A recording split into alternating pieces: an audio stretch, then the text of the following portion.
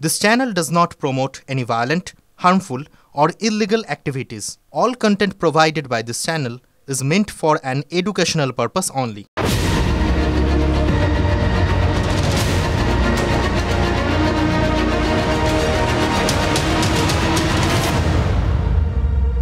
এই যে বাসন্তীর সঙ্গে বীরুর বিয়ের সম্বন্ধ করতে গিয়ে জয়ের এই যে হাটের মধ্যে হাড়ি ভেঙে দেওয়ার দৃশ্যটা, এটা মনে পড়লো যে জন্যে সে গোটা বিষয়টা কিন্তু আগাপাস্তল একটা রাজনৈতিক কারণ, জানেন তো, একেবারে রাজনৈতিক কারণ, এর বাইরে কিচ্ছু নেই। সিনেমাটা তো প্রতীকী আমার কাছে। এই সিনটা একেবারে নির্দিষ্ট করে বললে একজন রাজনৈতিক নেতার কারণে আমার এই সিনেমাটার এই সিনটার কথা মনে পড়লো। তার নাম তো সবাই জানেন, আমার আলাদা করে আর বলে কি হবে, নাম কল্যাণ বন্দ্যোপাধ্যায়। দৃশ্যটা ভাবুন, জয় মানে অমিতাভ বচ্চন, ওই ধর্মেন্দ্র, বীরু আর হেমা মালিনী বাসন্তী তার বিয়ের কথা পাকা করতে গেছেন। এবার বাসন্তীর মাসির কাছে গিয়ে বীরু মানে ধর্মেন্দ্রর কি প্রশংসা করলেন সে তো দেখতেই পাচ্ছেন, আপনারা এটা আগের থেকেই জানতেন। হ্যাঁ, কিন্তু এটা যতবার দেখবেন ততবার আপনাদের নতুন করে মনে পড়ে যাবে, ওই জন্যই মনে করিয়ে দিচ্ছি, ভালোও লাগবে আর বুঝতেও সুবিধা হবে। এমন প্রশংসা দেখলেন তো, ছেলে এমন গুণবান যে মাসি তো বিয়ে দিতেই রাজি হলেন না। অবশ্য এরকম প্রশংসা করলে মেয়ের বিয়ে দিতে কোন মাসি বা রাজি হবেন। এবং কথাটা এই জন্যে বলছি যে আপনাদের এর মধ্যে এই প্রশ্নটা মনের মধ্যে এতক্ষণ পরে আবার উঠে এসছে যে এত কথা তো হলো, কিন্তু কল্যাণ বন্দ্যোপাধ্যায় কোথায়? হ্যাঁ ঠিক, কল্যাণ বন্দ্যোপাধ্যায় কোথা থেকে এলেন অমিতাভ বচ্চনের সাথে চরিত্রের অদ্ভুত মিল থেকে। ভাববেন না, মানে অমিতাভ বচ্চনের সঙ্গে কল্যাণ বন্দ্যোপাধ্যায়কে ম্যাচ করাতে যাবেন না, ওটা ছেড়ে দিন। আসলে এই যে এই চরিত্রটা সিনেমার শোলেতে এবং চরিত্রের এই পার্টটা, এই সিনটা, এটারই একটা হুবহু আমরা কোথাও গিয়ে যেন উপস্থাপনা দেখে ফেলেছি। বচ্চন ধর্মেন্দ্রর বিয়ের সম্বন্ধ করতে গিয়ে যেগুলো বলেছিলেন সেগুলো প্রশংসা করেছিলেন, মানে প্রশংসার ছলে বলেছিলেন। কল্যাণ বন্দ্যোপাধ্যায়ও যে কথাগুলো প্রশংসার ছলে বলে ফেলেছেন সেগুলো হয়তো ওই একই রকমভাবে না বললেও পারতেন। এবং যথারীতি তার দল তৃণমূল কংগ্রেস এবং তার দলনেত্রী মমতা বন্দ্যোপাধ্যায়কে তার এই প্রশংসা যার ফোনাই অস্বস্তিতে ফেলে দিয়েছে। ফেলাটাই অবশ্য স্বাভাবিক, ঠিক যেরকম বীরুকে সমস্যায় ফেলে দিয়েছিল জয়, সেরকম ব্যাপারটা আর কি। মুশকিলটা কি জানেন, অমিতাভ বচ্চন তো যা বলেছিলেন সমস্ত কিছু জেনে বুঝে বলেছিলেন, কিন্তু কল্যাণ বন্দ্যোপাধ্যায় তিনি জেনে বুঝে বলেছেন কি বুঝলেননি, কেন বলেছেন, সেটা কিছুতেই বুঝে উঠতে পারছি না। রাজনীতিক তো। 2014 से पहले कोई समझा था जो नरेंद्र मोदी आएगा, नरेंद्र मोदी इतना दिन रहेंगे, और नरेंद्र मोदी जब आया 2014 में, अभी तक उनका चल रहा है। जब तक मोदी जी है तब तक बीजेपी है, तब दिन उनका रुआब हम लोग का सुनना होगा। और मोदी जी जब नहीं रहेगा, बीजेपी भी नहीं रहेगा, तब तो बात छोड़ो, बीजेपी तो चला ही जाएगा, पद्म फूल नहीं फूटेगा किधर। ऐसा है हमारा ममता दी है, जब तक ममता दी है वो कोई कुछ नहीं बिगाड़ने नहीं सकेगा। पार्टी चलता है उनका नाम से, पार्टी चलता है उनका नाम से, और के कौन की बोला और कुछ बोला ऐसा उसमें कुछ नहीं। সত্যি বলছি, এরকম বন্ধু থাকলে শত্রুর আর কি দরকার। এটা কিন্তু তৃণমূল কংগ্রেস যদি না ভেবে থাকে না ভাবাটাই খুব অন্যায়। দেখুন, কল্যাণ বন্দ্যোপাধ্যায় বলতে বলতে এমন জায়গায় পৌঁছে গেছেন যেখান থেকে ফেরার আর কোনো রাস্তা নেই। এটা তো সবাই জানেন যে তৃণমূলের টার্গেট এখন নরেন্দ্র মোদী এবং বিজেপি। সেই নরেন্দ্র মোদীকে কি সার্টিফিকেট দিলেন দেখলেন? প্রথম কথা তো নরেন্দ্র মোদী এবং মমতা বন্দ্যোপাধ্যায় দুজনকে এক আসনে বসিয়ে দিলেন এবং বুঝিয়ে দিলেন এই দুজনের তুলনা শুধু দুজনই। এবার এখানকার ভোটাররা যদি ওনার কথাটা শিরোধার্য ধরে ওই অঙ্কের হিসেব যেরকম হয় আর কি, যদি A=B হয় তাহলে A থাকলো না B থাকলো, কি এলো গেল। মমতা বন্দ্যোপাধ্যায়ের জায়গায় ওই নরেন্দ্র মোদীর বিজেপিকে যদি তারা ভেবে ফেলেন, কি কেলেঙ্কারিটাই না তার দলের হবে বলুন তো? এটা নিশ্চয়ই তিনি ভাবেননি। এবং তাকে তো মোটামুটি অপরাজেয় করে দিলেন নরেন্দ্র মোদীকে। উনি যতদিন আছেন বিজেপি আছে, কেউ হারাতে পারবে না। এর থেকে বড় সার্টিফিকেট বিজেপিকে কিন্তু এখন পর্যন্ত কেউ দেয়নি। অথচ খেয়াল করে দেখুন, জাস্ট সাম্প্রতিককালে মমতা বন্দ্যোপাধ্যায় কি বলেছিলেন এই কয়েকদিন আগে, উনি তো বলেছিলেন যে ওই 29 পর্যন্ত বিজেপি থাকবে কিনা কেন্দ্রের ক্ষমতায় সেটা নিয়ে তার মনে সংশয় আছে, আর 29-এর পরে তো থাকবেই না। অথচ কল্যাণ বন্দ্যোপাধ্যায় তিনি সাংসদ, দিল্লিতে যান টান, ফলে ওই কেন্দ্রীয় স্তরের রাজনীতির সঙ্গে তিনি বোধহয় বেশি যুক্ত এবং বেশি খোঁজ খবর রাখেন। সেই থেকেই, সেই তার নিজের অভিজ্ঞতা থেকেই নিশ্চয়ই তিনি নরেন্দ্র মোদীকে এরকম জায়গায় বসিয়ে দিলেন। তার মানে মমতা বন্দ্যোপাধ্যায়ের যে বক্তব্যটা সেটা গোড়াতেই কেটে দিলেন। এ তো গেল অস্বস্তি নাম্বার 1। এবার আসি অস্বস্তি নাম্বার 2 এর জায়গায়। দেখুন, তৃণমূলে মমতা বন্দ্যোপাধ্যায় যে মূল চালিকা শক্তি, সেটা তো ওই ভোটের এখনও অধিকার না পাওয়া, মানে ভোটার তালিকায় নাম না ওঠা ওই বাচ্চা বাচ্চা ছেলেপুলেরাও জানে। এটা নতুন করে বলার কিচ্ছু নেই। ফলে কল্যাণ নতুন কিচ্ছু বলেননি, কিন্তু যা বলেছেন সেটা এমনভাবে বলেছেন দলকে চাপে ফেলে দেওয়ার পক্ষে যথেষ্ট। কেন বলছি? আচ্ছা, আপনারা কি জানেন না, বহু দিন ধরে চেষ্টা করে একটা অস্বস্তিকে আপাতত চাপা দিয়ে রাখার একটা ব্যবস্থা করেছে তৃণমূল। এবার বহু কষ্টে চেপে রাখা ওই অস্বস্তিকে যদি এরমভাবে কেউ ঝেড়ে ঝুড়ে আবার সবার সামনে হাট করে তুলে ধরেন, তাহলে ভালো লাগে?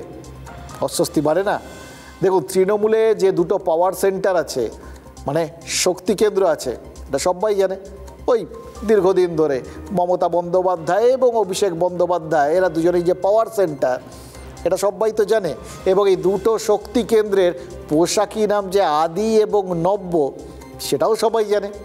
তো সেই আদি আর নব্যের মধ্যে সংঘর্ষ তো বহু কষ্টে ধামাচাপা দিয়েছে তৃণমূল, এবং সব পক্ষের চেষ্টায়। মমতা বন্দ্যোপাধ্যায় চেষ্টা করেছেন, অভিষেক বন্দ্যোপাধ্যায় চেষ্টা করেছেন, ফলে আপাতত একটা স্থিতাবস্থা। কিন্তু সেই সমস্ত চড়াই উতরাই পার করে যখন তৃণমূলের দুটো শক্তি কেন্দ্রের মধ্যে একটা সেতু তৈরি করা হয়েছে, যাতে মমতা বন্দ্যোপাধ্যায় নিজে উদ্যোগ নিয়ে নবীন প্রবীণের দ্বন্দ্ব মিটিয়েছেন, কল্যাণ বন্দ্যোপাধ্যায় সেই অস্বস্তির জায়গাটা ফের সামনে এনে সেই সাঁকোটা নাড়িয়ে দিলেন কেন? কি বললেন তিনি? মমতা বন্দ্যোপাধ্যায় যা বলেন সেটাই ফাইনাল, বাকিরা কোথায় কে কি বলছে না বলছে কিচ্ছু আসে যায় না। মানে এই যে এসআইআর নিয়ে অভিষেক বন্দ্যোপাধ্যায় তৃণমূল নেতাদের এত পরামর্শ দিচ্ছেন, নির্দেশ দিচ্ছেন, কল্যাণ বন্দ্যোপাধ্যায়ের কাছে সেগুলোর কোনো মূল্যই নেই, কারণ তার কথা অনুযায়ী সেটাই তো দাঁড়িয়েছে। তৃণমূল মানেই মমতা বন্দ্যোপাধ্যায়, এই প্রশ্নটা তো আলাদা করে করার কোনো মানে হয় না। কিন্তু তৃণমূল মানে মমতা বন্দ্যোপাধ্যায় এবং অভিষেক বন্দ্যোপাধ্যায়ও কি? অথবা মমতা বন্দ্যোপাধ্যায়ের পর তৃণমূলের কি হবে? এই প্রশ্নের উত্তরগুলো জবাব দিতে গিয়ে মাঝে মধ্যে তৃণমূল নেতারা একটু বিষম খান আর কি। তবে ইদানিং ব্যাপারটাকে তৃণমূল একটা সামলে নিয়ে একটা শক্তির সমবন্টন হিসেবে দেখিয়েছে, একজন সর্বাধিনায়িকা আর একজন সেনাপতি, এরকমই ব্যাপার। এবং এই ফর্মুলাতেই ওই 2036 পর্যন্ত অপেক্ষা করার কথা বলেছিলেন কুণাল ঘোষেরা। এবার অতদিন পর না হলেও এই বারবার যে একটা তৃণমূলে মসৃণ জমানা বদল হবে একটা সময় অনেক দিন পর, সেটারও তারা ইঙ্গিত দিয়েছেন। কিন্তু কল্যাণ বন্দ্যোপাধ্যায় এখন যা বলছেন তাতে তো বিজেপির বক্তব্যটাই কোথাও গিয়ে দাঁড়িয়ে গেল। বিজেপিও তো এটাই বলে, যতদিন মমতা বন্দ্যোপাধ্যায় ততদিনই তৃণমূল। বিজেপির পর এই কথাটাই কি প্রতিষ্ঠিত করে দিলেন না কল্যাণ বন্দ্যোপাধ্যায়? এগুলো দেখুন, কারোর মুখের কথা আমি উত্তর দেবো না, আমার দলের যে লাইনের কথা সেটা আমি আপনাকে বলবো। মমতা বন্দ্যোপাধ্যায় আরো 5 বছর কেন 10 বছর 15 বছর, যতদিন মমতা বন্দ্যোপাধ্যায় সক্ষম ততদিন মমতা বন্দ্যোপাধ্যায়ের পরে অটোমেটিক চয়েসের নাম অভিষেক বন্দ্যোপাধ্যায়। অভিষেক বন্দ্যোপাধ্যায় আমাদের দলের সেনাপতি, তিনিও বলেন যে মমতা বন্দ্যোপাধ্যায় মুখ, আবার একটা বুথের যিনি সভাপতি তিনিও বলেন মমতা বন্দ্যোপাধ্যায় আমাদের মুখ। সেখানে তো কোনো সমস্যা নেই। যেমন শিবের জটা থেকে গঙ্গার উৎপত্তি, তেমনি মমতাতে সত্যকে ইতিহাসকে তো বিকৃত করতে পারবে না। মমতা ব্যানার্জি না থাকলে তৃণমূল মরুভূমি হয়ে যাবে, সব ঠিক। কিন্তু মমতা ব্যানার্জি নিজের হাতে পরবর্তী নেতৃত্ব তৈরি করে গেছেন, এবং আমার বিশ্বাস যেভাবে অভিষেক কাজ করছে তাতেও নিশ্চিতভাবে তারপর আমরা সবাই তো আছি। ফিরহাদ হাকিম কি অভিজ্ঞতার দাম দিলেন? দেখুন, কল্যাণ বন্দ্যোপাধ্যায়ের মতো তিনিও প্রবীণ, মমতা বন্দ্যোপাধ্যায়ের বিশ্বস্ত সৈনিক হিসেবে তারও নাম ডাক রয়েছে, কিন্তু তিনি কল্যাণ বন্দ্যোপাধ্যায়ের মতো মমতা বন্দ্যোপাধ্যায়ের পর তৃণমূলের কি হবে সেই কল্পনা জল্পনার মধ্যে যেতেই পারলেন না, গেলেন না বলা ভালো আর কি। বিশেষ করে এই যে এসআইআর আবহে অভিষেক বন্দ্যোপাধ্যায় যখন তৃণমূলের মন্ত্রী বিধায়ক সাংসদদের পারফরমেন্স বিচার করছেন, তাদের নির্দেশ দিয়ে দিয়ে ওয়ার রুমে পাঠাচ্ছেন, 9 জনকে বিভিন্ন জায়গায় পাঠিয়ে দিয়েছেন 9 দিনের জন্য 13 জন নেতাকে, তখন এই রকম সময় নতুন কোনো বিতর্কে ঢুকে কোথাও গিয়ে খাল কেটে নতুন বিতর্ক আনতে চাননি আর কি ফিরে থাকি, এটা বুঝতে পেরেছি। আর মদন মিত্র সহ বাকিরা যা বললেন তার মধ্যে নতুনত্ব তো কিছু নেই, এও হয় ওয়েও হয়, মানে কেউ কিন্তু কল্যাণ বন্দ্যোপাধ্যায়ের মতো ফুল স্টপ দিতে রাজি নন। তৃণমূলের এই যে লাইন মমতা বন্দ্যোপাধ্যায়ের পর অভিষেক বন্দ্যোপাধ্যায়, যে লাইনটার মাঝখানটায় ফুল স্টপটা কল্যাণ বন্দ্যোপাধ্যায় দিয়েছেন, সেই লাইনটাই কিন্তু এই যাবতীয় যত এই নেতারা তারা বক্তব্য রেখেছেন তারাই একদম কোথাও গিয়ে একদম প্রতিষ্ঠা করে দিলেন। এবার দেখুন তার ফলে এই যে বিষয়গুলো, কিছু কিছু জিনিস থাকে না যেগুলো সবাই জানেন, সবাই শোনেন, মমতা বন্দ্যোপাধ্যায় শেষ কথা, এটা আরেকবার করে বলার মধ্যে একটা পণ্ডশ্রম থাকে, এগুলো সব কিছু সত্ত্বেও কল্যাণ বন্দ্যোপাধ্যায়ের পণ্ডশ্রম যে তৃণমূল দলটার সাঁকো নাড়িয়ে দিয়েছে, ওই বললাম, এবং এমন নাড়িয়েছে যে সবাই সাঁকো সামলাতে বাধ্য হচ্ছেন, ব্যস্ত হয়ে পড়ছেন, এটা কিন্তু পরিষ্কার। কিন্তু কত দিক সামলাবে তৃণমূল? কল্যাণ ব্যানার্জি তো শুধু দলের ভেতরে নয়, বাইরেও অস্বস্তির কারণ হয়েছেন, এবং তাতেও তৃণমূলের চাপে পড়ার সম্ভাবনা কিন্তু 16 আনার জায়গায় 18 আনা। কেন বলছি কারণ হচ্ছে প্রেক্ষাপটটা একবার খেয়াল করে দেখুন চারপাশে কি ঘটছে এবং তৃণমূল কি করছে। ইদানিং সমস্ত ইস্যু একের পর এক ইস্যু উঠছে, সেই ইস্যুগুলো বিতর্কিত হচ্ছে, আলটিমেটলি আদালতে যাচ্ছে, আবার সেই আদালতের নির্দেশকে খণ্ডন করতে প্রায় সমস্ত ইস্যুকেই তৃণমূলকে বা রাজ্যের সরকারকে ওই আদালতেই ছুটতে হচ্ছে, হয় হাইকোর্ট নয়তো সুপ্রিম কোর্ট।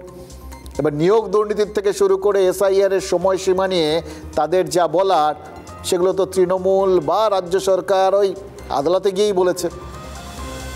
অর্থাৎ তাদের ওপর কোথাও গিয়ে ভরসা আছে, তাদের ওপর ভরসা রাখতে হচ্ছে, তারাই ভরসা হবেন এই এখন চিন্তা ভাবনার থেকে। কিন্তু কল্যাণ বন্দ্যোপাধ্যায় তো সেই আদালতকেও টার্গেট করে বসলেন, দেশের প্রধান বিচারপতিকেই তিনি নিশানা করেছেন। রোহিঙ্গা অনুপ্রবেশ সংক্রান্ত একটা মামলা, সেই মামলায় সুপ্রিম কোর্টের প্রধান বিচারপতি প্রশ্ন করেন, রোহিঙ্গাদের কি সরকার শরণার্থী হিসেবে ঘোষণা করেছে? কেন তাদের সব সুযোগ সুবিধা দেওয়া হবে? রোহিঙ্গা অনুপ্রবেশকারীদের যে দেশ রাখতে বাধ্য নয়, সে কথাও বলেন দেশের প্রধান বিচারপতি। সুপ্রিম কোর্টের অবস্থানে বিজেপি খুশি। ধর্মশালা নয়, ধর্মশালা হওয়া উচিত নয়। আপনার বাড়িতেও তো গরিব মানুষ থাকতে পারে, মমতা বন্দ্যোপাধ্যায়ের বাড়িতে গরিব মানুষ ঢুকিয়ে দেবো। বিজেপি সমর্থন করছে বলেই কি বিরোধিতার রাস্তায় কল্যাণ বন্দ্যোপাধ্যায়? প্রধান বিচারপতির পর্যবেক্ষণের কথা প্রসঙ্গে কল্যাণ বন্দ্যোপাধ্যায় টিপ্পনি চমকে দিচ্ছে সবাইকে। उनका टिप्पणी का जवाब देना हमारा शोभा नहीं मिलता है, चीफ जस्टिस ऑफ इंडिया है। लेकिन हम एक बात बोलूं, जो सब जज को कोई लूज कमेंट करना नहीं चाहिए।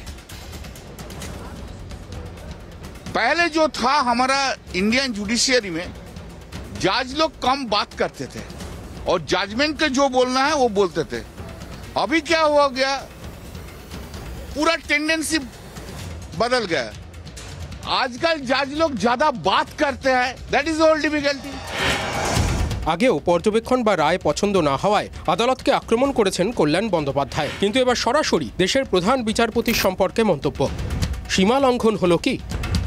বিচার ব্যবস্থা বা বিচারকদের টিকে থাকাটা কোনো জনপ্রিয়তার উপরে নির্ভর করে না, এটা নির্ভর করে ভারতীয় সংবিধানের ধারা অনুযায়ী। এই ধরনের কথাবার্তাগুলো এতই অপ্রাসঙ্গিক এবং গুরুত্বহীন যে এগুলো নিয়ে খুব একটা বিচার ব্যবস্থা গুরুত্ব দেবে বলে আমার ব্যক্তিগতভাবে মনে হয় না। যদি আদালত অবমাননার কোনো ক্রিমিনাল কন্টেম্পটের কোনো প্রশ্ন ওঠে, তাহলে সেক্ষেত্রে ওটা ওই এফেক্ট এবং মোটিভ এই দুটো বিষয়ের উপর দাঁড়িয়ে সংশ্লিষ্ট আদালত বিচার করবে। দেখুন, যে বিষয় নিয়ে প্রধান বিচারপতি বলেছিলেন সেটা কিন্তু এই মুহূর্তে দেশের সব থেকে বড় একটা জ্বলন্ত প্রশ্ন বলতে পারেন।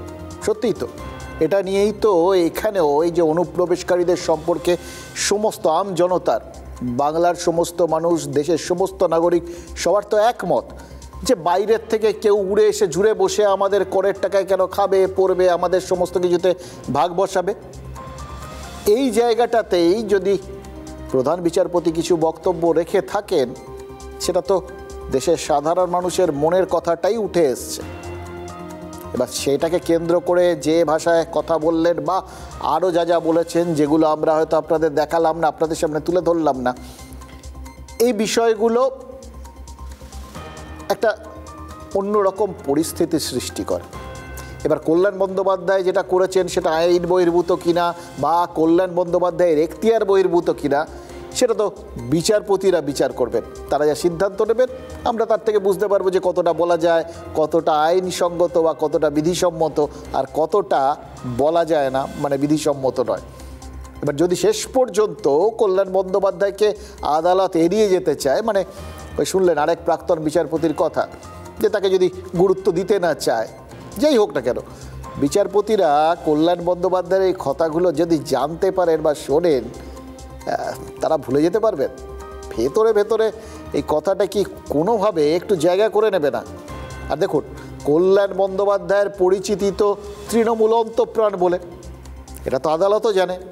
এবং তার কথাগুলোকে তাহলে তারা যদি তৃণমূলের কথা হিসেবে ভেবে নেন, তাহলে কল্যাণ বন্দ্যোপাধ্যায়ের জন্য তৃণমূল নতুন করে কোনো চাপে পড়বে না, তাকে নিশ্চিত করে বলা যায়? বলুন তো। মানে যদি কল্যাণ বন্দ্যোপাধ্যায় সম্পর্কে তাদের মনে কোনো দেও থাকে, যদি মনে করেন কিছু প্রাপ্য আছে কল্যাণ বন্দ্যোপাধ্যায়, সেটা তাকে দিলেন না, কিন্তু তার বদলে যদি তৃণমূলকে আদালত ফিরিয়ে দেয়, তাহলে তৃণমূল কি খুশি হবে?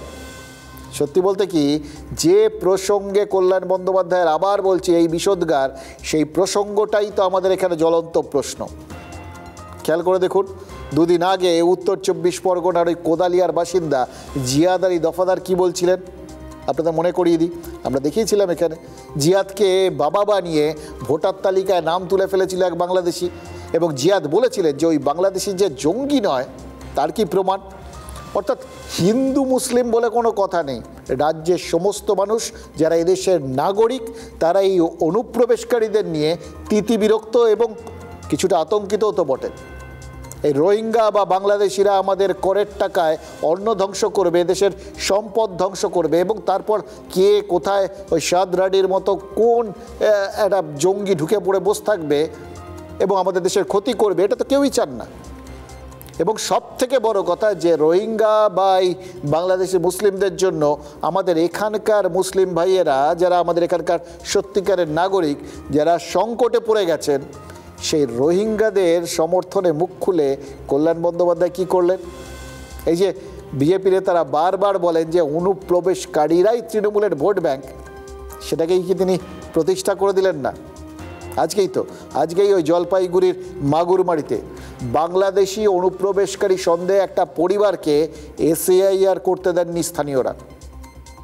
ভাবতে পারেন, স্থানীয়রাই কিন্তু ধরিয়ে দিচ্ছেন, অমুককে নাম দিয়ে এখানে পরিচয়পত্র বানিয়ে নিচ্ছে। অর্থাৎ এখানকার নাগরিকরা এবার সচেতন হতে শুরু করেছেন, এবং ভাগটা কিন্তু পরিষ্কার হয়ে যাচ্ছে যে অনুপ্রবেশকারীদের বিরুদ্ধে আমাদের দেশের নাগরিকরা সবাই এক কাট্টা হচ্ছেন। মাথায় রাখবেন, যে পরিবারটাকে ওখানে বাধা দেওয়া হয়েছে, সেই পরিবারটা কিন্তু হিন্দু, আর যারা আটকেছেন তারাও হিন্দু। গ্রামবাসীদের কী দাবি? 2010 সালের পর বাংলাদেশ থেকে কাঁটাতার টপকে ভারতে ঢুকেছিল ওই শ্যামল রায়ের পরিবার, আর তারপর অবৈধভাবে ভোটার তালিকায় নাম তুলে নিয়েছে। এখন এসআইআর ফর্ম পূরণ করার চেষ্টা করছে। এমনকি তৃণমূল পরিচালিত পঞ্চায়েতের সদস্যও বলছেন এই অবৈধ অনুপ্রবেশকারীকে এসআইআরের ফর্ম পূরণ করতে দেওয়া যাবে না। ভাবুন, যে বিজেপি বাংলাদেশি হিন্দুদের এদেশে নাগরিকত্ব দেওয়ার পক্ষে, যে বিজেপির করা নিয়মের ফলে এই 2024 সালের 31শে ডিসেম্বর অবধি যে হিন্দুরাই ওখান থেকে এখানে চলে এসছেন, তাদের শরণার্থী হিসেবে ভারতে আশ্রয় দেওয়া হবে, এটা তো ঘোষিত বক্তব্য। হ্যাঁ, এরা কিভাবে নাগরিকত্ব পাবেন সেটা পরবর্তী ক্ষেত্রে দেখা যাবে, কিন্তু সেই বিজেপিও তো এই পরিবারটা যে কাজটা করেছেন, অর্থাৎ এখানে শরণার্থী হয়ে থাকুক সেটা একটা বিষয়, কিন্তু তার ওপরে এরা যেরকম অন্যায়ভাবে পরিচয়পত্র বানিয়ে নিয়েছেন এবং এইভাবে ভোটার তালিকায় নাম তুলে ফেলছেন এবং আইন বহির্ভূতভাবে অবৈধভাবে নাগরিক পরিচয়টা হাসিল করছেন, সেটাকেই মেনে নিতে পারছেন না। তো এটা নিয়ে স্থানীয় স্তরে ক্ষোভ বিক্ষোভ যদি তৈরি হয় তাহলে কিন্তু কোনো দলই সেই ক্ষোভের আগুনে ছ্যাঁকা খেতে চাইবে না, এটা কিন্তু মাথায় রাখতে হবে। তাহলে বুঝতে পারছেন বিষয়টা কত দূর গড়িয়ে গেছে। সেখানে কল্যাণ বন্দ্যোপাধ্যায় সেই আগুনে শুধু হাতই সেঁকলেন না, আগুনটাকে উস্কেও দিয়েছেন। এবার তার ছ্যাঁকা তৃণমূলকেই সইতে হবে কিনা সেটা তো নিশ্চিত করে বলা যাচ্ছে না। বাংলাদেশ। বাংলাদেশ এখানে কি করে আসলেন? এখানে আমি 2010 সালে আসছি। মানে এই বাড়ির লোকের নাম আছে আপনার? না, বিএলও তার হাতে ফর্ম দেবেন কি দেবেন না সেটা আইনানুগ ব্যবস্থা আছে, বিএলও তাকে ফর্ম দিতে পারে, কিন্তু ফর্মটা ফিল আপ হওয়ার পরে সেটা কিন্তু সে কিন্তু রেজিস্টার করতে পারে না। কারণ কি আছে, তার বাবাই নয়, সেটা বিএলও এবং পাড়া প্রতিবেশীর চেয়ে ভালো কে জানে।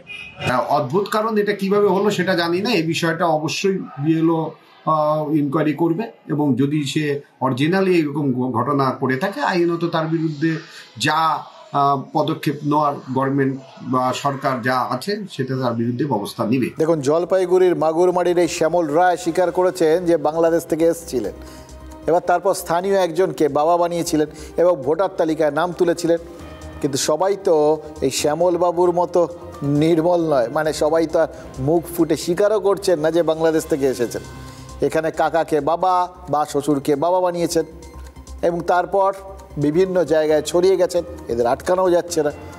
মুখ্য নির্বাচনী আধিকারিকের দফতর কি বলছে জানেন? বলছে 50-এর বেশি বিধানসভায় নাকি এই প্রয়োজনী ভোটার সংখ্যা, মানে একটু পরিষ্কার করে বলি, এই বিভিন্ন জেলাগুলোর থেকে এখন পর্যন্ত যা এনুমারেশন ফর্ম দেওয়া হয়েছে তার ভিত্তিতে তালিকা তৈরি করছে, এখন বিশ্লেষণ করে দেখছে এখন নির্বাচন কমিশন। সেখানে ধরুন একটা জায়গায় ভোটার রয়েছেন, একটা কোনো কেন্দ্রে মোট ভোটার সংখ্যা এই 2025-এ আপাতত 100 জন। এবার এই 100 জনের মধ্যে হয়তো দেখা গেল 35 জন তারা নিজেরা 2002-এর তালিকায় ছিলেন, আর বাকি রইল, এটা হচ্ছে সেলফ ম্যাপিং হলো এদেরটা, আর বাকি যে 65 জন এরা কেউ ওই 2002-এর তালিকায় ছিলেন না। তাহলে এরা কি করেছেন? এরা ম্যাপিং করার সময় নিজের বাবা বা অন্য কাউকে দেখিয়েছেন, আত্মীয়কে দেখিয়েছেন, এদের বলে প্রোজেনি ম্যাপিং। এবার এই যে সংখ্যাটা, এটা কিছু কিছু জায়গায় পুরো তাজ্জব করে দিচ্ছে লোকজনকে, কারণ এই 50টা বিধানসভায় এই রকম প্রোজেনি ম্যাপিং, মানে যারা কোথাও গিয়ে নিজেরা 2002-এ ভোটার ছিলেন না কিন্তু 2002-এর পর যারা ভোটার হয়ে গেছেন এবং যাদের বাবা কাকা কেউ না কেউ, মানে যাদের সাথে তারা ম্যাপ করিয়েছেন তারা কেউ না কেউ ওই 2002-এ ছিলেন। এটা শুনলে আপনার কি মনে হবে? ধরুন একটা বিধানসভা, তাতে যদি 35 জন মাত্র এখন যারা ভোটার তার মাত্র 100 জনের মধ্যে যদি 35 জন, শতকরা 35 জন তারা যদি 2002-এ থেকে থাকেন, বাকি সবাই মানে সংখ্যাগরিষ্ঠ ভোটার 65 জন তারা সবাই 2002-এর পর ভোটার হয়েছেন। এরকম ইয়াং পুরসভা ভাবা যায় না। এবং খেয়াল করে দেখুন তাহলে দেখবেন যে 2002-এ ওই জায়গাগুলোতে যা ভোটার সংখ্যা ছিল প্রায় দ্বিগুণ হয়ে গেছে। এত সংখ্যা বেড়ে গেল, মানে হঠাৎ কি হলো ওখানকার লোকেদের যে তারা এরকম জনসংখ্যা বৃদ্ধি করে ফেললেন? এটাই ভাবাচ্ছে এখন নির্বাচন কমিশনকে। এবং এই যে 50টা বিধানসভার কথা বললাম না, এই 50টা বিধানসভা বেশিরভাগই সীমান্তবর্তী এলাকায়, মালদা, মুর্শিদাবাদ, উত্তর 24 পরগনা, উত্তর দিনাজপুর, এই সমস্ত জায়গাগুলোর ওই বাংলাদেশ সীমান্ত ঘেঁষা অঞ্চল। এই যে 35% আর 65%-এর কথাটা বললাম, এটা একবার যদি ওই শামশেরগঞ্জের একবার একটু যদি হিসেবটা দেখেন তাহলেই আপনারা এরকম এর কাছাকাছি খানিকটা টের পেয়ে যাবেন, আমরা নির্বাচন কমিশন সূত্রে যা খবর পাচ্ছি। ফলে কমিশন নিজেই এই সমস্ত তথ্য দেখে ঘাবড়ে যাচ্ছে, জানেন তো, নিজেরাই কোথাও গিয়ে বিশ্বাস করতে পারছে না যে এটা নিয়ম মেনে হয়েছে। ফলে সন্দেহ হচ্ছে তাদের মনে হচ্ছে তাহলে এই অনুপ্রবেশকারীরাই কি এসআইআর ফর্মটা পূরণ করে বৈধতা চাইছে, ওই শ্যামল রায়ের মতো স্থানীয় কাউকে বাবা কাকা বানিয়েছে। এবং ঘটনাচক্রে আজই মালদায় দাঁড়িয়ে শুভেন্দু অধিকারী বলেছেন অনুপ্রবেশকারীদের বের করা না গেলে তারাই নাকি ওই সীমান্তবর্তী জেলা যেগুলো রয়েছে আর কি, এই বলছিলাম, সেখানে নাকি তারা সংখ্যাগুরু হয়ে যাবেন। এবার শুভেন্দু অধিকারী হয়তো ভয়টা হিন্দুদের দেখাচ্ছেন এবং অনুপ্রবেশকারী বলতে শুধুই বাংলাদেশি মুসলিম বা রোহিঙ্গাদের দেখছেন, কিন্তু আপনাদের যেটা দেখালাম তাতে এটা বিভিন্ন রকমই আছে, হিন্দুও আছে, এড়িয়ে যাওয়া যাচ্ছে না। এবং ঘটনাচক্রে নির্বাচন কমিশনের সূত্র যা বলছে সেটা যদি সত্যি হয়, মানে সন্দেহটা যদি প্রমাণ হয়, তাহলে ধরতে হবে যে এই অঞ্চলে সবাই মানে হিন্দু বা মুসলিম নির্বিশেষে ভারতীয়রাই আসলে ওই অঞ্চলে সংখ্যালঘু হয়ে গেছে। ধর্মের ভিত্তিতে ওখানে সংখ্যালঘু খুঁজতে যাবেন না, নাগরিকত্বের বৈধ নাগরিকের হিসেবে যদি সংখ্যালঘু এবং সংখ্যাগুরু খুঁজতে চান, তাহলে দেখবেন যারা সত্যিকারের ভারতীয় নাগরিক তারা হয়তো ওই 50টা জায়গায় সংখ্যালঘু হয়ে গেছেন, আর যারা অনুপ্রবেশকারী তারা সংখ্যাগুরু হয়ে গেছেন। এটা কিন্তু খুব খুব আতঙ্কের একটা বিষয়। এবং ওই জায়গাটাতেই নির্বাচন কমিশন এখন নতুন করে খতিয়ে দেখা শুরু করেছে এবং সেই থেকেই একটু সন্দেহ হচ্ছে, জানেন তো, মানে আমরা এখন অবধি যে হিসেব টিসেবগুলো পাচ্ছিলাম সেগুলো একরকমভাবে হিসেব চলছিল, কিন্তু এইবার নির্বাচন কমিশন যেটা করতে শুরু করেছে সেটা ক্রস চেক। এবং এই ক্রস চেকে যে একটা প্রাথমিক একটা তথ্য তুলে ধরলাম আপনাদের সামনে, সেটাই যথেষ্ট সন্দেহজনক। বুঝতেই পারছেন, আপনাদেরও বুঝতে কোনো অসুবিধা হচ্ছে না। এবং সেটা যদি হয় তাহলে কিন্তু, এবং সেগুলোকে যদি প্রমাণ করতে পারে নির্বাচন কমিশন, যেটা নির্বাচন কমিশনের সূত্রে জানা যাচ্ছে তাদের সেই মেকানিজমটা রয়েছে, তারা সেরকম ব্যবস্থা করে ফেলেছে কীভাবে এদের ধরবেন, তাহলে কিন্তু এরপর শুনানিতে ডাকা লোকের সংখ্যা বিরাট বড় হবে, এটা নিশ্চিন্ত থাকতে পারেন। এবং সেই শুনানির ব্যবস্থা করা, সেই সময় মানে আইন শৃঙ্খলা পরিস্থিতি ঠিকঠাক রাখা, এটা কিন্তু একটা প্রশাসনের কাছেও বিরাট বড় একটা চ্যালেঞ্জ হয়ে দাঁড়াবে, সেটা এখনই বুঝতে পারছি। যারা ঐক্যবদ্ধ থাকবে তারা সুরক্ষিত থাকবে, এক রহেগে তো সেফ রহেগে। 1951 প্রথম সেন্সাস, পশ্চিমবঙ্গে হিন্দু জনসংখ্যা 85%। শেষ সেন্সাস 2011, হিন্দু জনসংখ্যা 72। আমার নাম করে মোবাইল ফোনে রেকর্ড করে রাখুন, 27 শুরু হবে সেন্সাস, 31 ফল পাবেন, হিন্দু সংখ্যা 65 নিচে নেমে গেছে। 41 সালের সেন্সাস এইরকম চলতে থাকলে আপনি সংখ্যালঘু হবেন। দেখুন, শুভেন্দু অধিকারী তো তার লাইনে আছেন, এসআইআর থেকে শুরু করে বিজেপি তো এই ধারণাটাই প্রতিষ্ঠা করার চেষ্টা করে আসছে এবং তার উপর ভিত্তি করেই তারা তো বলেছিলেন, মানে দাবি করেছিলেন যে রাজ্য থেকে 1 কোটির বেশি নাম বাদ যাবে। ইদানিং অবশ্য নির্দিষ্ট করে কোনো সংখ্যা বলছেন না, কারণ সবাই একটুখানি দ্বিধার মধ্যে পড়ে গেছেন। এখন পর্যন্ত যে সংখ্যাটা পাওয়া যাচ্ছে বা যেটা মনে হচ্ছে সেটাকে তারা ভেতর থেকে তারা বিশ্বাস করতে পারছেন না, কিন্তু সেটা যে ভুল বা তার বাইরে সেটাকে যদি ধরতে হয় তাহলে তার বাইরে সংখ্যাটা কোথায় গিয়ে পৌঁছবে সেটা নিয়েও আবার নিশ্চিত হতে পারছেন না। সুতরাং তারা আপাতত অনুপ্রবেশকারীদের নিয়ে পড়ে আছে এবং ওটাকেই ভোট টানতে অস্ত্র হিসেবে ব্যবহার করতে চলেছেন। কিন্তু বুঝতেই পারছেন শুভেন্দু অধিকারী যেভাবে বললেন, যা বললেন তাতে তো এটাই পরিষ্কার। এবার উল্টো দিকে এসআইআরের শুরুতে নির্বাচন কমিশন ওই অনুপ্রবেশকেই বিরাট গুরুত্ব দেবে এটা মনে হলেও সময়ের সঙ্গে সঙ্গে যেটা মনে হচ্ছিল যে না, আসল লক্ষ্যটা বা চিন্তাটা ওদের হয়ে দাঁড়িয়েছে মৃত ভোটাররা, যাদের নামটা ওই ভোটার তালিকায় থেকে গেছে, এটাই এতদিন মনে হচ্ছিল।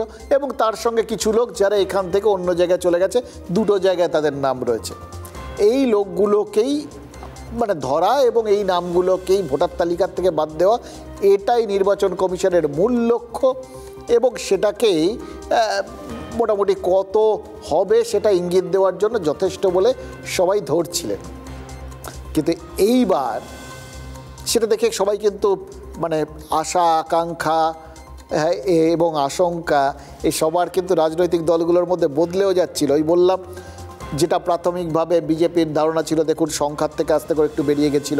আবার যে তৃণমূল, তারা মানে পরশুদিন অবধি নির্বাচন কমিশনকে একদম যা তা বলে এসছে, তাদের সততা নিয়ে, তাদের উদ্দেশ্য নিয়ে অসংখ্য প্রশ্ন তুলে এসছে। তারাও গতকাল থেকে একটু একটু করে তাদের বক্তব্যগুলো বদল হচ্ছিল।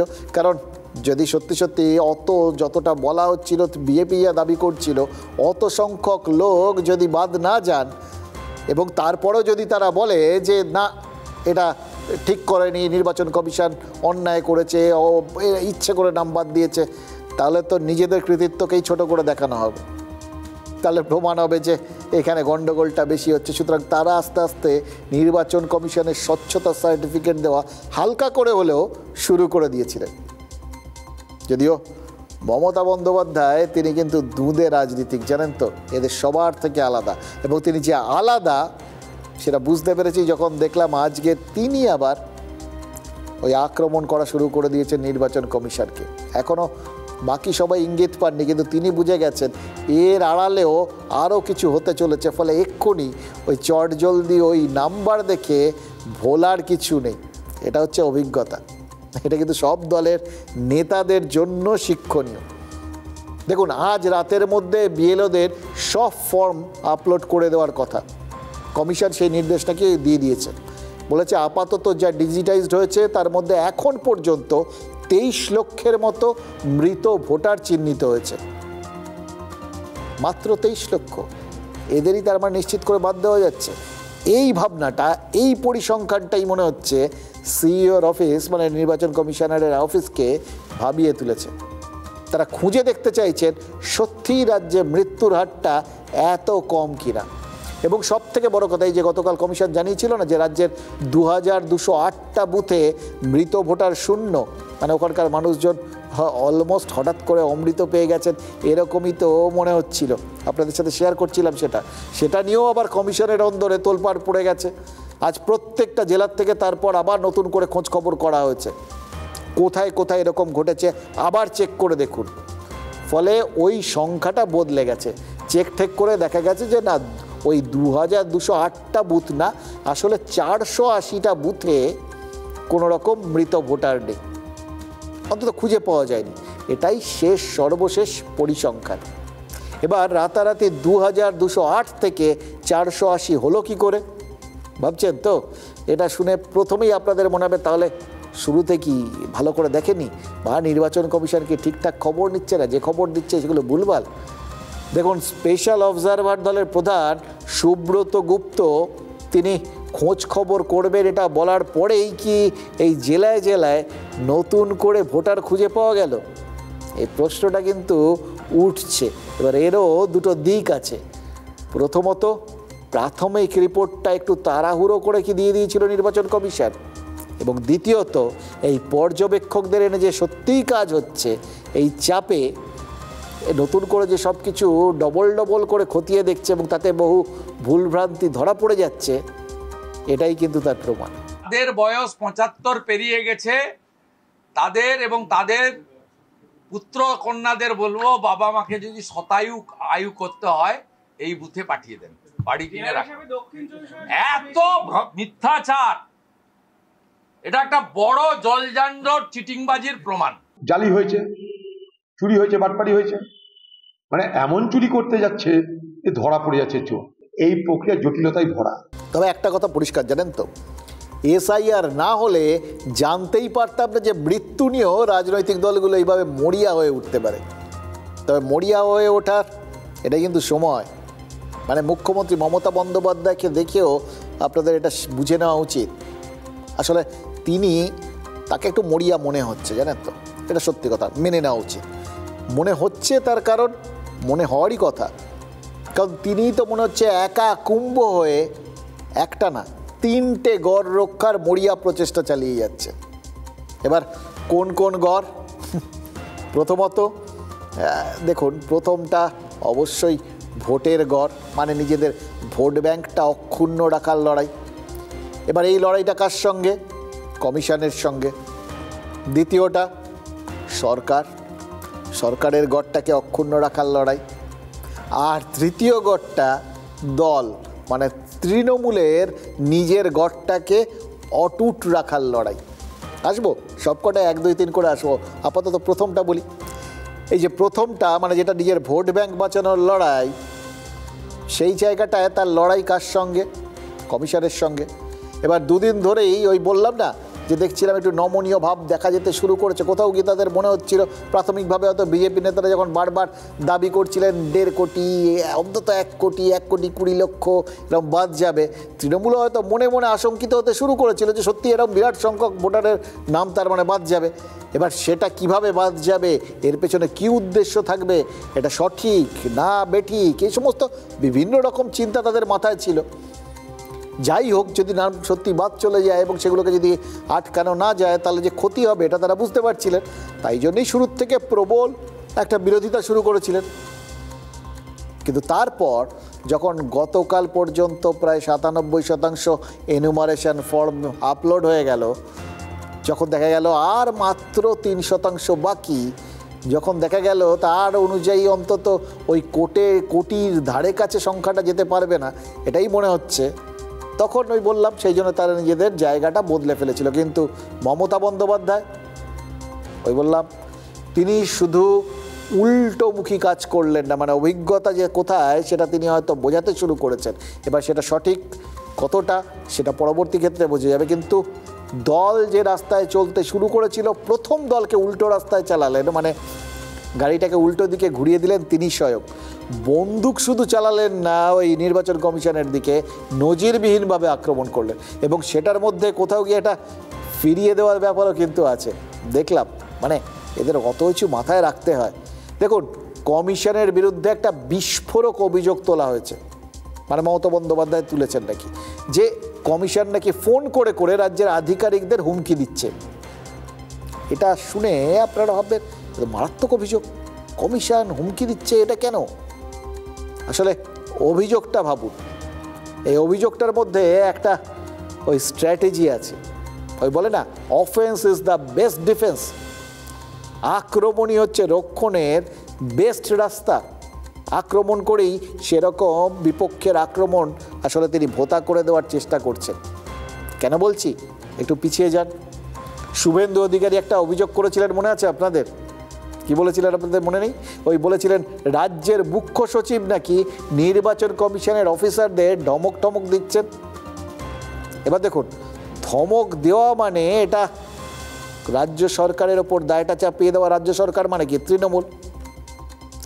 এই জায়গায় তৃণমূল সরকারকে ব্যবহার করে এই নির্বাচন কমিশনের অফিসারদের চাপে ফেলে এই তাদের পক্ষে আর কি এসআইআরটা করার চেষ্টা করছেন, এরকম একটা পাল্টা ব্যাখ্যান শুভেন্দু অধিকারী দিয়ে দিয়েছিলেন। সেটারই উল্টোটা দিয়ে দিলেন মমতা বন্দ্যোপাধ্যায়, ফিরিয়ে দিলেন গোটা ব্যাপারটা। বললেন কি না, ওখান থেকে নির্বাচন কমিশনের তরফ থেকে এখানে নাকি ধমক দেওয়া হচ্ছে, এবং সেটা রাত 9টার পর। এবার এটা দেখে একটা জিনিস মাথায় রাখবেন, দুতরফেই কিন্তু কমন বিষয় হচ্ছে ধমক, এবং আরেকটা কমন বিষয় হচ্ছে ভয় দেখানো, মানে সমানে সমানে টক্কর, প্লাস মাইনাসে 0, সেই ছোটোবেলায় অঙ্ক শিখেছিলাম সেরকম ব্যাপার আর কি। এবার শুভেন্দু অধিকারীর একটা নির্দিষ্ট অভিযোগ ছিল, রাজ্য সরকার ওই বললাম মৃত ভোটারদের নাম না কাটার জন্য চাপ সৃষ্টি করছে। এতে কমিশনের ওপরে যেরকম চাপ দেওয়া হচ্ছিল, একই রকমভাবে রাজ্য প্রশাসনের ওপরেও চাপ দেওয়ার চেষ্টা হচ্ছিল। এই চাপের সামনে তো নতি স্বীকার করা যায় না, তাহলে তো পুরো চাপটাই নিজেদের ওপর চলে আসবে এবং পুরোটাই ক্ষতি। কারণ একই সঙ্গে যদি নির্বাচন কমিশন ওই চাপের মুখে পড়ে নিজেদের নিষ্কলুষ প্রমাণ করতে আরও বেশি নামঠাম কাটতে শুরু করে, আর এদিকে তার সরকারেরও গায়ে যদি কাদা লেগে যায়, তাই জন্যেই মমতা বন্দ্যোপাধ্যায় আসরে নেমেছেন। হয়তো আসরে তাকে নামতেই হতো, কারণ তিনি রাজ্য প্রশাসনের সর্বোচ্চ পদাধিকারী। আর মুখ্যমন্ত্রী কী করলেন খেয়াল করে দেখুন, গোটা বিষয়টার মধ্যে তার অভিজ্ঞতা কীভাবে কাজ করে।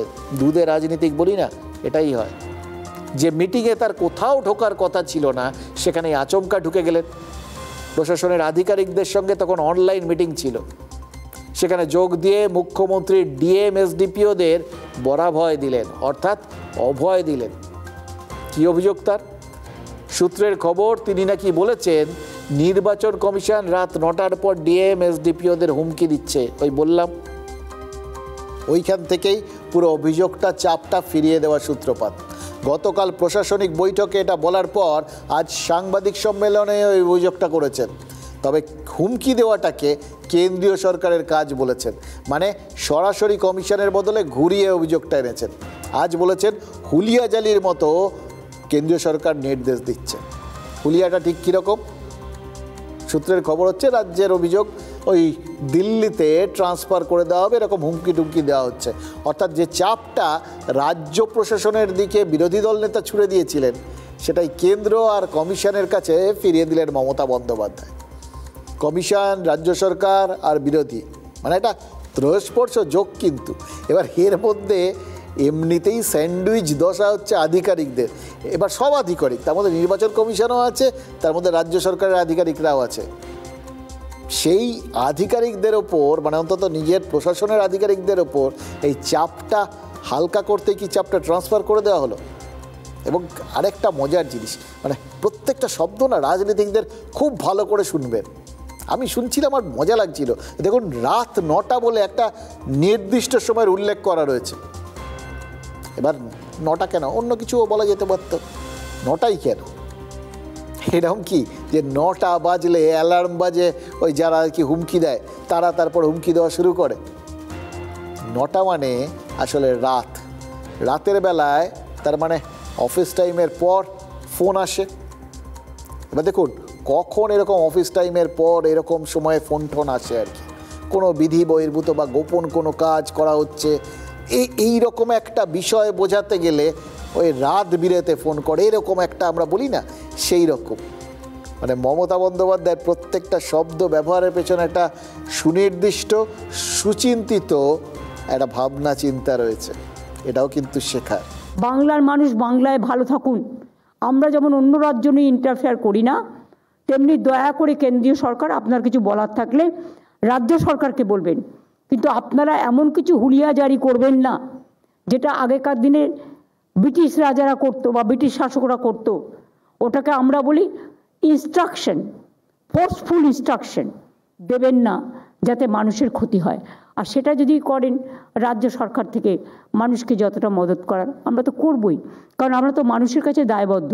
এই মুখ্যমন্ত্রী কিছু আগে বলেছিল, মনে রাখবেন, বিএলওরা ডিএমরা সরকারের, রাজ্য সরকারের বিরুদ্ধে কিছু করতে গেলে আমি কিন্তু ছাড়বো না, কারণ বাংলায় আমিই থাকবো, কখনো ছাড় পাবেন না। উনি যে কথা বলছেন, আসলে প্রতিদিন এই ধরনের ভার্চুয়াল কনফারেন্স মাধ্যমে উনি এসআর এর প্রক্রিয়া থেকে বিডিও, এসডিও সহ বিএলওদেরকে সরিয়ে নিয়ে এসে তাদেরকে এই কাজ থেকে বিরত করার চেষ্টা করছেন। যদি আমাদের জেলাগুলি জেলা শাসক বা বিএলও বা যে কেউ হোক না কেন, ইআরও থেকে ডিআরও বা যেই থাকুক না কেন, অন্যায় না করলে অভয় আশ্বাস দেওয়ার কোনো প্রয়োজন নেই। আর যদি অন্যায় করে, মমতা ব্যানার্জিও কাউকে বাঁচাতে পারবে না।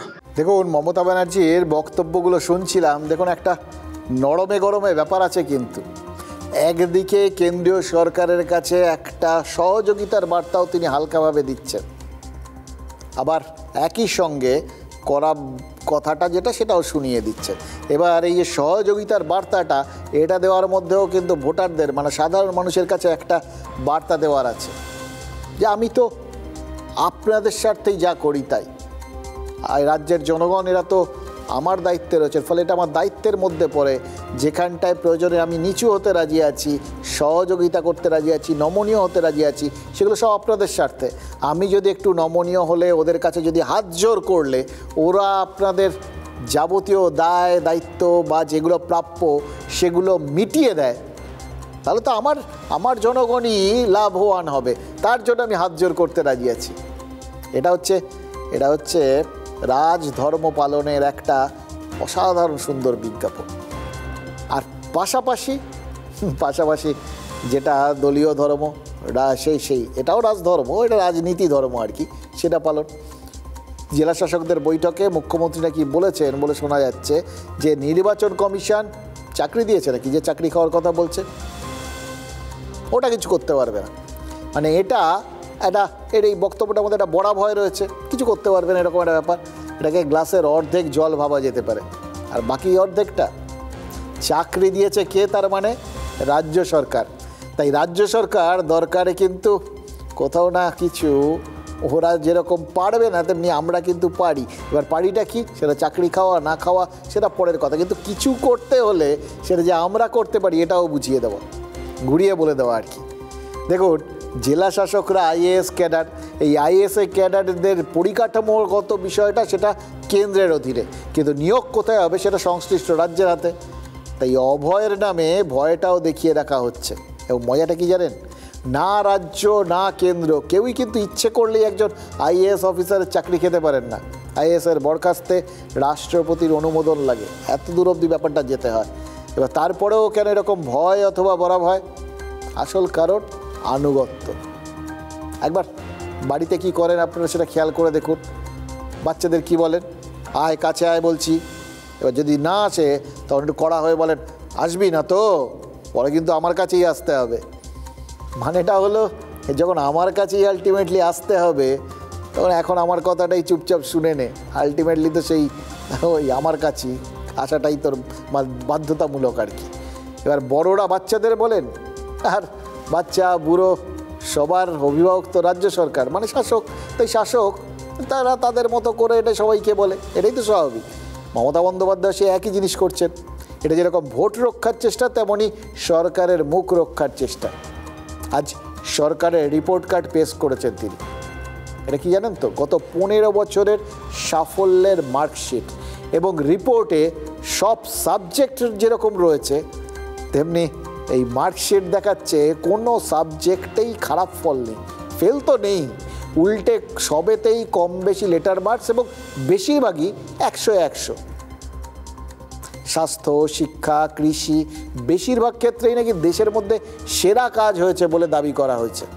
এবং কর্মসংস্থান থেকে শিল্প উন্নয়নের খতিয়ানগুলো যদি আপনি একবার দেখতে থাকেন না, চোখে জাস্ট ঝিলিমিলি লেগে যাবে। এতদিনে মনে হবে ওই এগিয়ে বাংলা ব্যাপারটা ফিল করতে পারছে।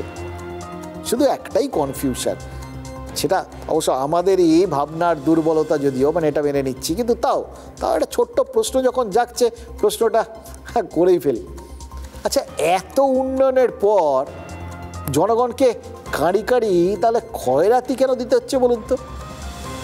ওই উন্নয়নের ছটা এটা কি জনতার পকেট পর্যন্ত পৌঁছচ্ছে না? যদি পৌঁছেই গিয়ে থাকে, পকেট তো ভরা, তাহলে এই এত খতিয়ানের ছটা ওখানে পৌঁছানোর দরকার কি? খতিয়ান দিয়ে পকেট ভরার দরকার কি? আর যদি ছটাটা মানে উন্নয়নের ছটাটা জনতার পকেট পর্যন্ত না পৌঁছে থাকে, তাহলে সেই উন্নয়নের ছটা কার বারান্দায় রোদ্দুর এনে দিচ্ছে বলুন তো? এগুলো কিন্তু প্রশ্ন, জাস্ট মনে হলো কাকে আর করবো, আপনাদের সামনেই করলাম। দেখুন, যদি কর্মসংস্থান, শিল্প বা ব্যবসা বাণিজ্য সবেতেই আমরা 1 নম্বর হয়ে যাই, তাহলে তো সরকারের করের টাকা এভাবে ফ্রিতে বেলানোর কোনো মানেই হয় না। হয় বলুন? ওটা তো আরও উন্নয়ন করা যেতে পারে, তাই না? এবার বাংলায় উন্নয়নের মানে প্রয়োজনীয়তা কি কম আছে না শেষ আছে? কত জায়গা ফাঁকা, তো বললে আপনারাই এক গাদা ফিরিস্তি দিয়ে দেবেন। প্রশ্ন আরেকটাও আছে, ওটা অবশ্য বিরোধীদের, আমরা করছি না, এটা বিরোধীরা করছে।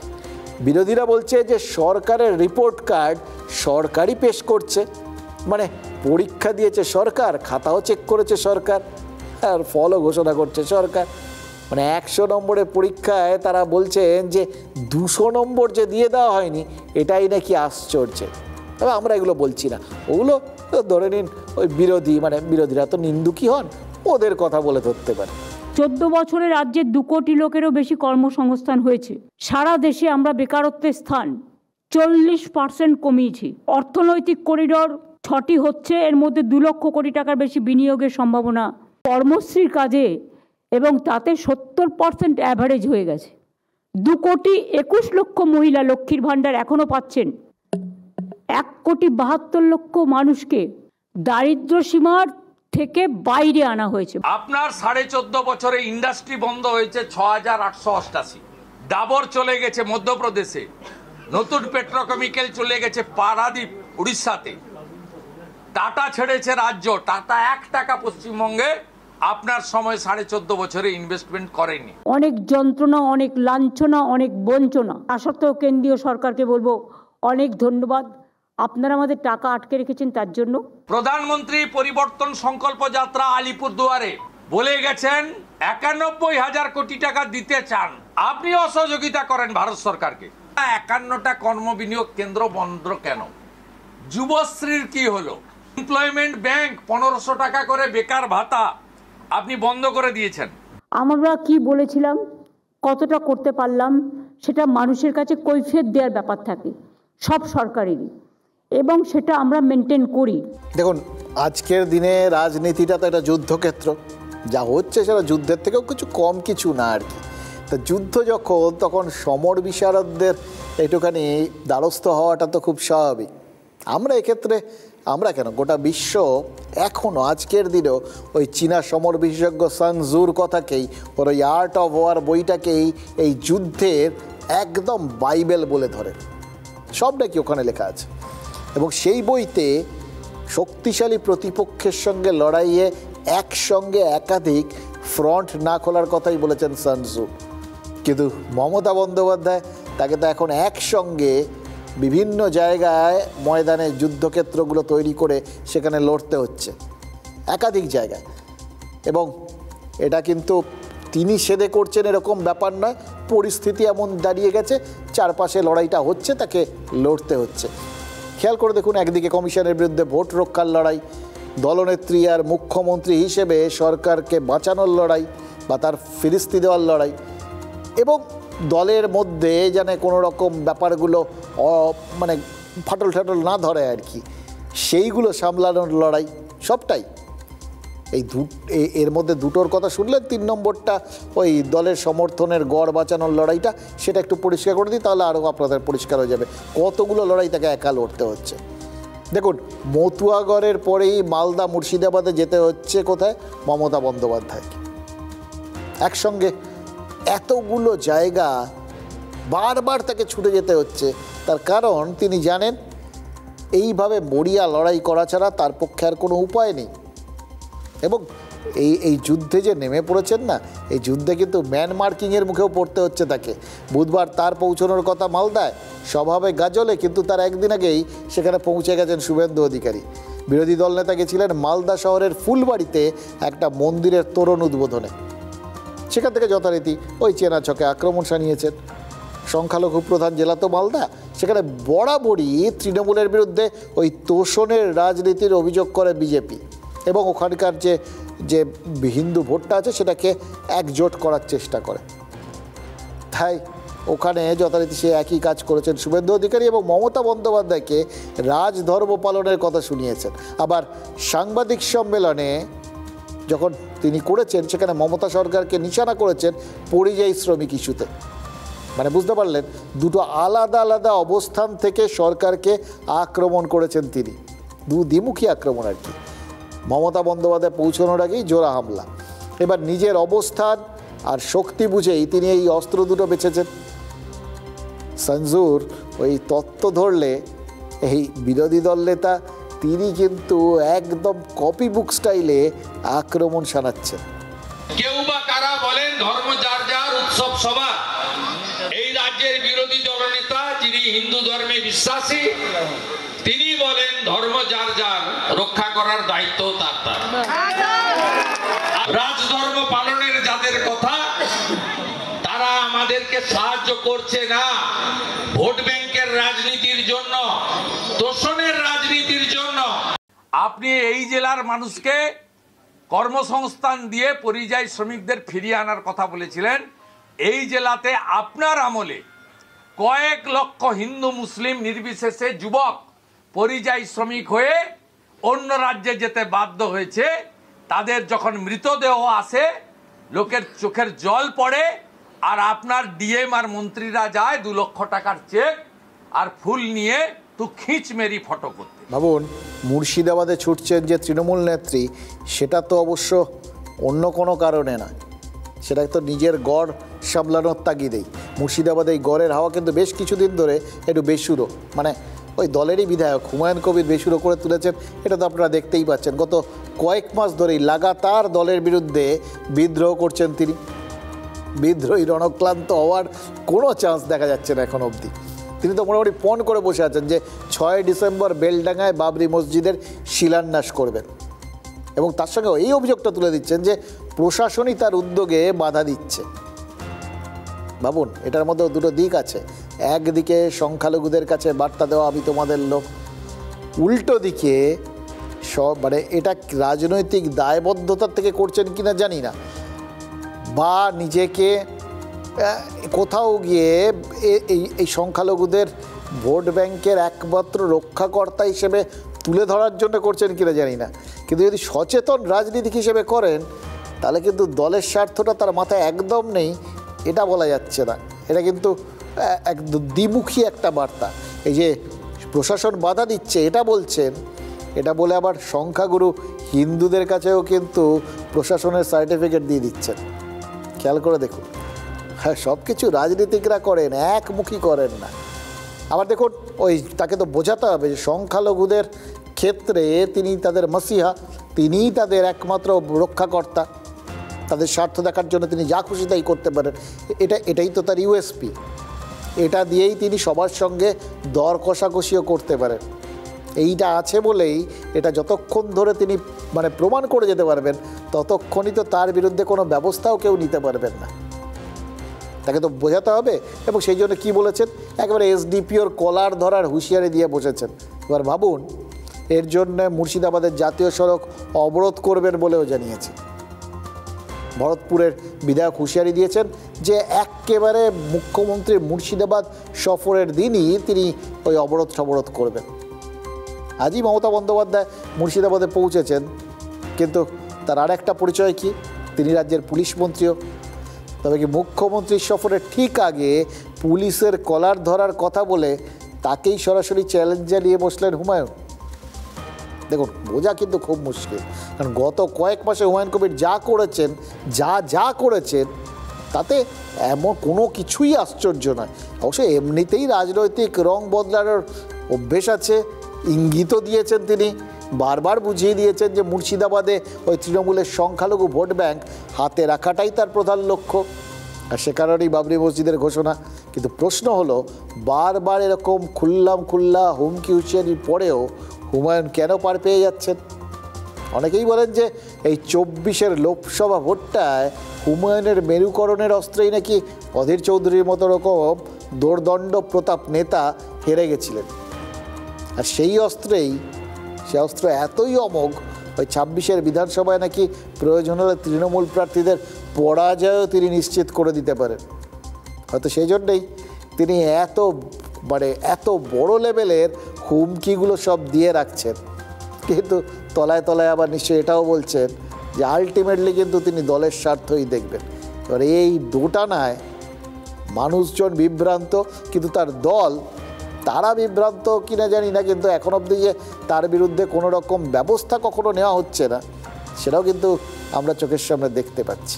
পরিষ্কার করে সতর্ক করছি মুর্শিদাবাদ জেলার পুলিশ প্রশাসনকে, পরিষ্কার করে সতর্ক করছি, আগুন নিয়ে খেলবেন না। আর এসডিপিও উত্তম গড়াইকেও পরিষ্কার করে সতর্ক করছি, আপনাকে স্মরণ করে দিচ্ছি যেটা মুর্শিদাবাদ জেলা, আপনি অনেক দাদাগিরি করে এসছেন ভগবানগোলায়, এটা বেলডাঙ্গা আর এটা মুর্শিদাবাদ। হুমায়ুন কবিরের সঙ্গে পাঙ্গা নিতে যাবেন না। আপনার মতন এসডিপিও আমি থোড়াই কেয়ার করি না, যেদিন আপনার কলার ধরে নেব সেদিন আপনাকে কলার ছাড়িয়ে লোক থাকবে না। এটা পুরোটাই সাম্প্রদায়িক রাজনীতি। মমতা বন্দ্যোপাধ্যায়ের অঙ্গুলিজনে মুসলিম ভোটকে কনসলিডেট করার জন্য হুমায়ুন কবির এসব করছে। এবং আমাদের বক্তব্য একটা, যে ভাই তুমি মসজিদ তৈরি করবে ভালো কথা, খারাপ কিছু নেই, কিন্তু কেন বাবরি মসজিদ নিজের নামে মসজিদ তৈরি করে, হুমায়ুন কবির মসজিদ তৈরি করে কেউ তো মানা করেনি। সেদিন অধীর চৌধুরীকে হারানোটা জরুরি ছিল। এখন তার দলের যে এমএলএ তার প্রয়োজন ফুরিয়ে গেছে। কিন্তু এটা আমি দায়িত্ব নিয়ে বলতে পারি, মুর্শিদাবাদ জেলায় যদি কেউ বাবরি মসজিদ বানানোর চেষ্টা করে তাহলে তাকে স্পন্সর করছে মমতা ব্যানার্জি নিজে। দেখুন, এই জায়গাটায় কিন্তু অধীর চৌধুরী আর সুকান্ত মজুমদারের বক্তব্যটা এক লাইনে হাঁটছে। হুমায়ুনের এই বিদ্রোহ এটা কিন্তু শুধুই চোখে ধুলো দেওয়ার খেলা, এবং তার একমাত্র কারণ মুর্শিদাবাদের সংখ্যালঘু ভোট আর মেরুকরণের রাজনীতি নয়, বরং গোটা রাজ্যের রাজনীতি কিন্তু এই খেলাটার সঙ্গে জড়িয়ে রয়েছে। হতেই পারে রাজনীতিকরা যে আমাদের নিয়ে খেলেন এবং তাদের খেলা দেখে বোঝাটা যে একমাত্র মানে কি খেলতে চাইছেন, সেই খেলার মানেটা কি, সেটা যে একমাত্র রাজনীতিকরাই বোঝেন, সেটা এখন আমরাও বুঝতে শিখে গেছি।